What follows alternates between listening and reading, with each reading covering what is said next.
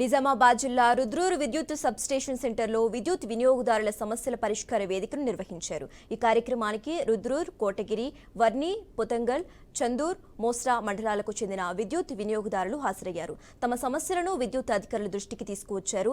తమ సమస్యలను పరిష్కరిస్తామని విద్యుత్ అధికారులు భరోసా ఇచ్చారు.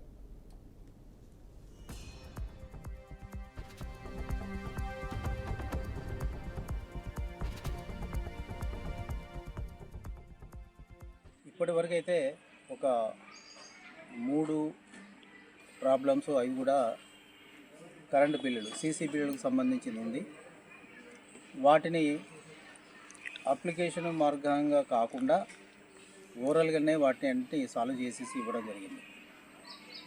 వచ్చిన కాంప్లైంట్ ఇమీడియట్గా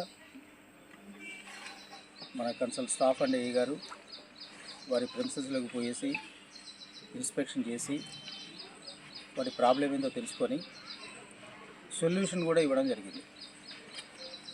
అది కాకుండా రైతాంగానికి కానీ